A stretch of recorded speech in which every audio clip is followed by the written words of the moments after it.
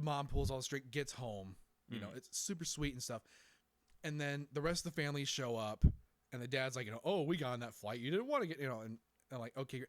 But the dad fucking walks in, goes up to his 8-year-old son, who has been home by himself for God knows how long. Was it like 3 days, something like that? I forget. Somewhere around there. 3 or 4 days. I feel like it's longer than that. I feel like that too, but I'm not 100% sure. It doesn't matter if it's a day or 7. It does not matter. That's true. Your 8-year-old son was home alone. This dad walks up to his own 8-year-old son, who he left home, and like, oh, hey, Kev, how are you, buddy? Scoops him up, pats him. I mean, I am sorry. Like, seriously, the thought of, like, my kid, this happening, I just, so, if this happened to my kid, one, I'd be a shit parent.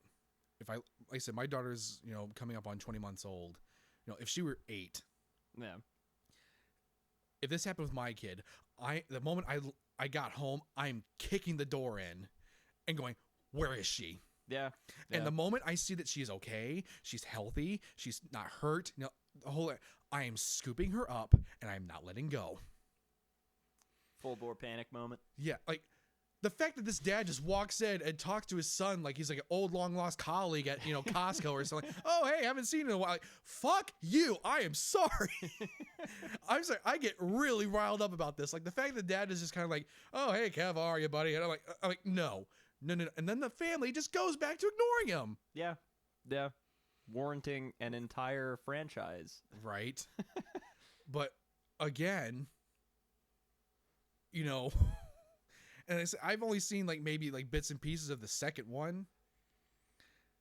The dad at the end of that one is like, Kevin, you spent $900. Like, I'm sorry, did you want your fucking kid that you left behind the second time to starve? Yeah. If you were so hung up on money and not the safety of your own kid, who had to spend half a movie with creepy weird bird lady, right? And Joe Pesci. Don't you dare knock Joe Pesci. That man is a national treasure. Yeah, but he's like sketchy Joe Pesci. He's past gangster Joe Pesci at this point. I will take gangster Joe Pesci.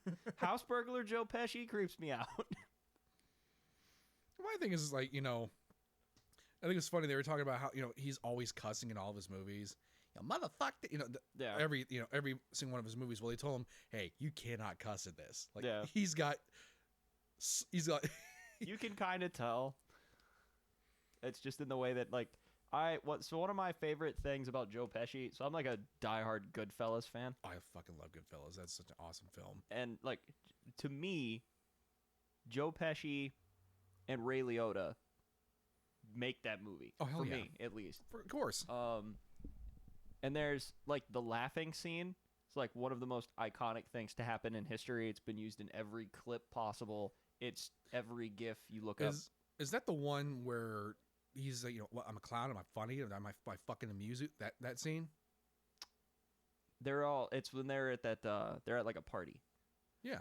So, I think so. It's been a long time since I've seen it. Okay, well, there's a scene where they're all laughing, and Joe Pesci's like, what, do you think I'm a clown? Like, I fucking amuse it. That whole scene was improvised. Really? Yes. That's Quentin Tarantino level, amazing improv. Joe Pesci did that whole thing completely, that's why it's so tense. No one knew that he was ad-libbing it. No one. Not even Ray Liotta knew. Yeah. And they say he just kept rolling with it, and everyone's looking around like what the fuck do we do? Yeah, that's why it was so tense. It was completely ad-libbed.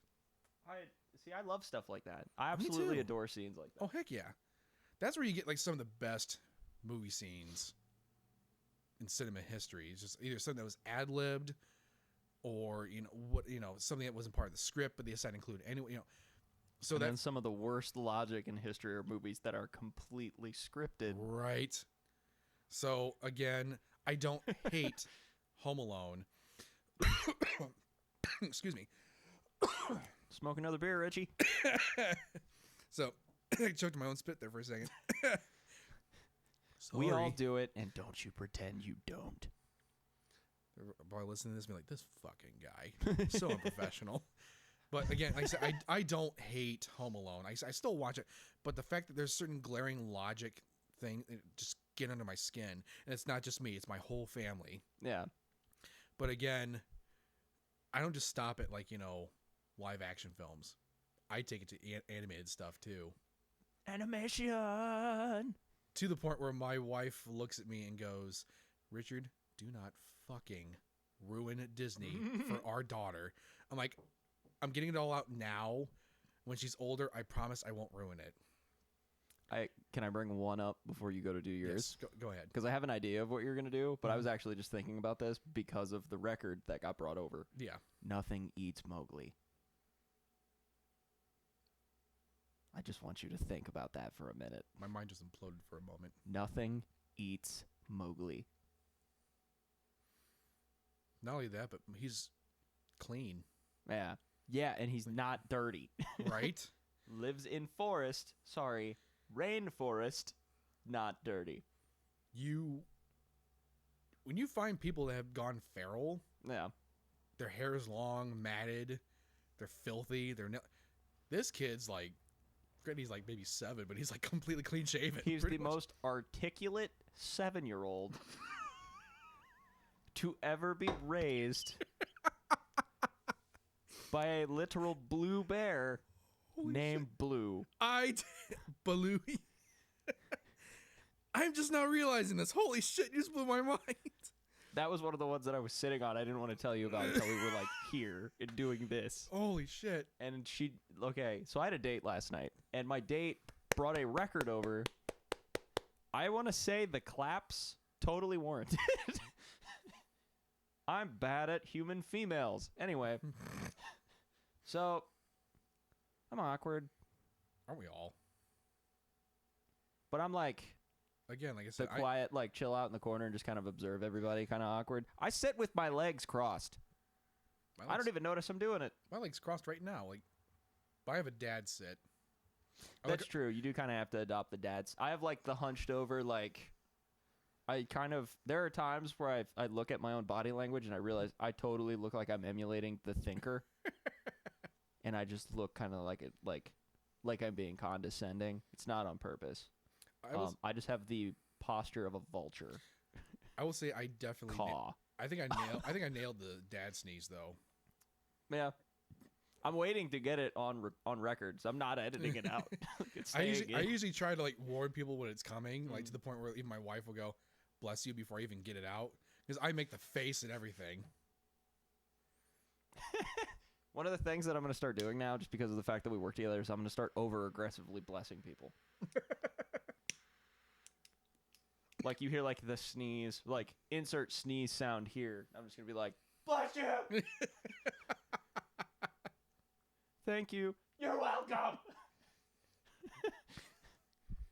No, but over-aggressive.